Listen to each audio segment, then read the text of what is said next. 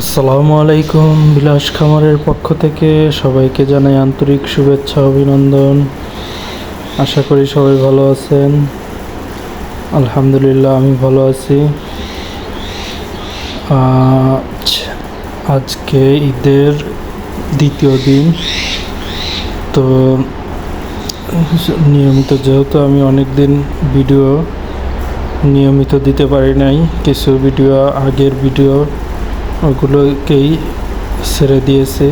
তো যেগুলো আমার রানীক্ষেতে আক্রান্ত ছিল মুরগিগুলো, তো কিভাবে মেডিসিন দিয়েছি, কোন মেডিসিনে কাজ হয়েছে, তো আপনারা জানেন যে এই মুরগিগুলো আমার টাইগার জুনিয়র যা সিনিয়রগুলো আমি সেল করে দিয়েছি। তো জুনিয়র সিনিয়র দুটোই রানীক্ষেতে আক্রান্ত ছিল, যার কারণে আমি আপনাদের মাঝে নিয়মিত ভিডিও দিতে পারি নাই। তো এটা কিন্তু টাইগার মুরগি জুনিয়র। তো জুনিয়র ছিল 200 পিস আর সিনিয়র ছিল 100 পিস। তো 100 পিস আমি লাস্ট মুহূর্তে সেল করতে পেরেছি। তো যাই হোক, সেটা না বলি। তো 100 মুরগি আমি কিছু বাড়ির উপরে সেল করেছি এবং কিছু পাইকারির কাছে তুলে দিয়েছি। তো মোট দিয়ে আমার ওখানে প্রায় 3-3.5 টাকার মতো লস হয়েছে। আসলে লস হতো না, এটা আমার আসলে নিজের থেকে আমি বলবো যে আমার নিজের ব্যক্তিগত দিক থেকে আমি লসের সম্মুখীন হয়েছি। আমি যদি মুরগিগুলোকে সেল করে দিতাম আগেই, তো আমার লস হতো না, কারণ ঈদের মার্কেটে মুরগির দাম অনেক দাম কমে গিয়েছিল। তো সেই সময় আমি বিক্রি করতে গিয়েছি, প্লাস ওই সময় আমার রানীক্ষেতে আক্রান্ত হয়ে যায় মুরগিগুলো।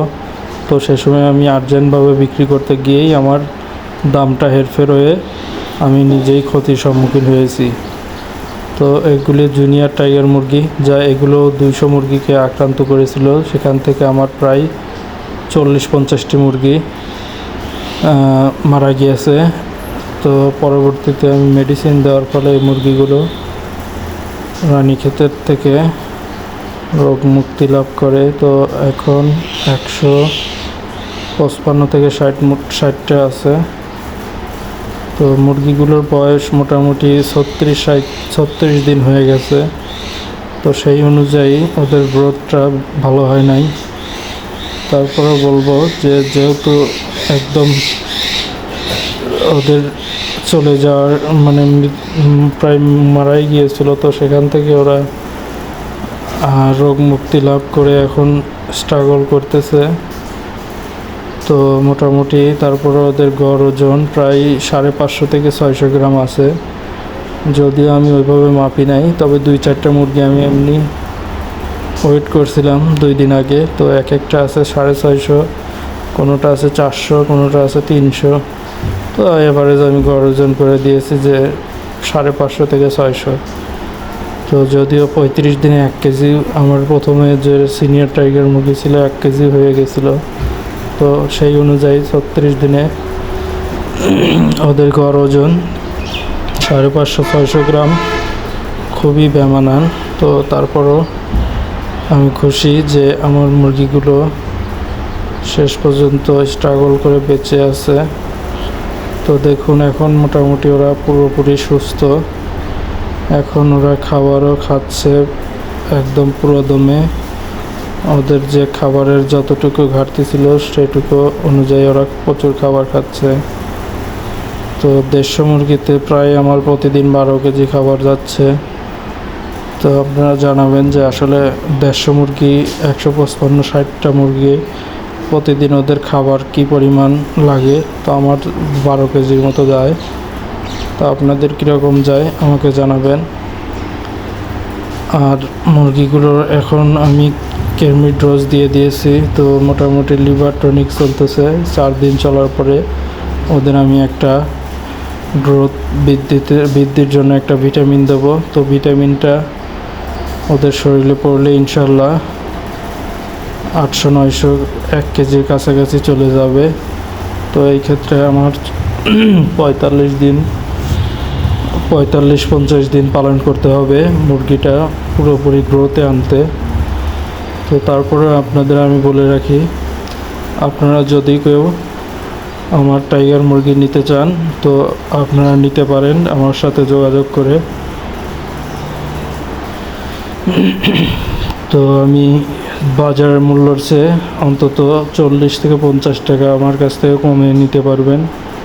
আপনাদের এটা আমি নিশ্চিত করে দিতে পারবো। তো দেখতেই পারছেন আমার মুরগিগুলো এখন মোটামুটি সুস্থ, ওরা কোনো রকম আর রোগের ভিতরে নেই। এই যে মুরগিটা অনেক পোষা, মানে আমি গেলে খামারের ভিতর ঢুকলে আমার দেখা যায় যে 4-5 মুরগি আমাকে দেখে ভয়ই খায় না বলা চলে। আমার পায়ের উপরে বা হাত বাড়ালে দেখা যায় যে খাবার দিয়ে ওরা এসে আমার হাতের থেকে খাবার খায়। তো মুরগিগুলো মোটামুটি খুবই আমার হয়ে গেছে আর কি। তো দেখুন ওরা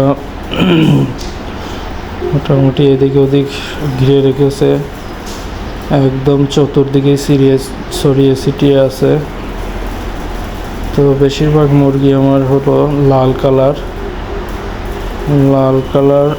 আর কালো কালার, মানে আছে 10টা 12টার মতো কালার, মানে একটু আলাদা আলাদা বলা চলে।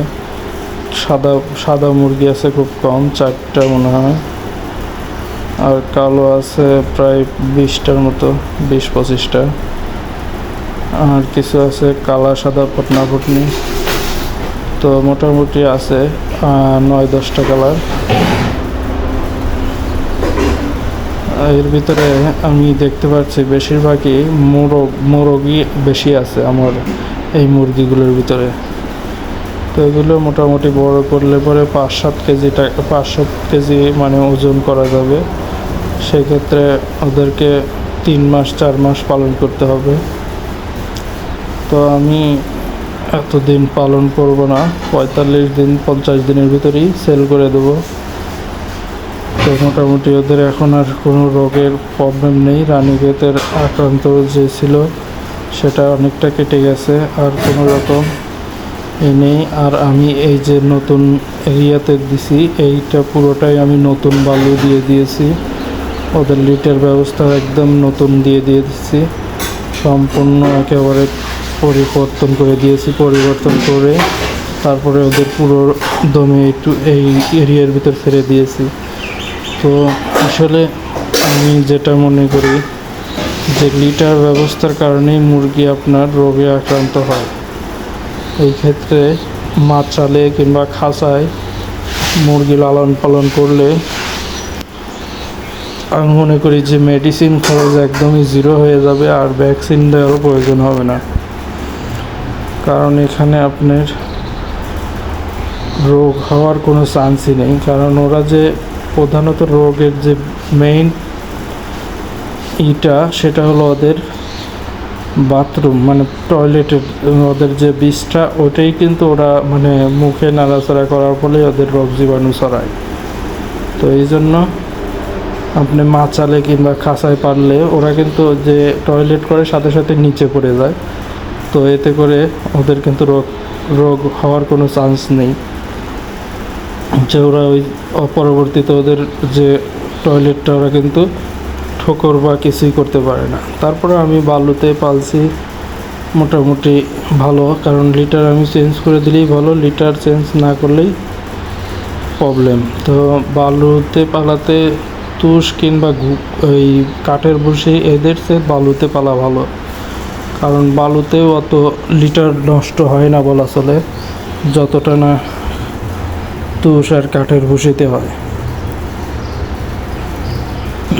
তো যাই হোক, আমার অনেক ভুল ভ্রান্তির জন্যই আমি নিজের লসের কারণ হয়েছি।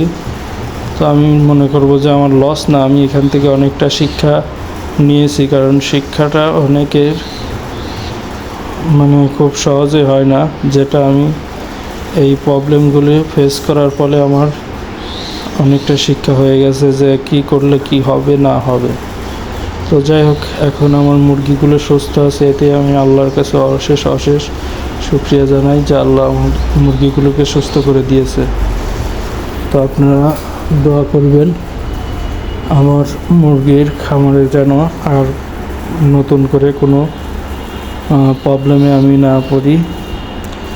তো দোয়া করবেন, মুরগি আমার যতগুলি আছে ইনশাল্লাহ ওদেরকে আমি ভালো দামে বিক্রি করতে পারি। আমার যতটা না লস হয়েছে আসলটা তুলতে পারলে পরে আমি খুশি। যদিও পরিশ্রম করেছি অনেক, তারপরও আমার যতটুকু লাভ না হোক আসলটা উঠলেই আমি আল্লাহর কাছে অনেক অনেক কৃতজ্ঞ। তো যাই হোক, ভিডিও আর বেশি বড় না করি। আপনারা সবাই ভালো থাকবেন আর আমার জন্য দোয়া করবেন, আমি যেন এখন থেকে আপনাদের নিয়মিত আমার খামারের ভিডিওটা দিতে পারি। তো আল্লাহ হাফেজ, ভালো থাকবেন, আসসালামু আলাইকুম।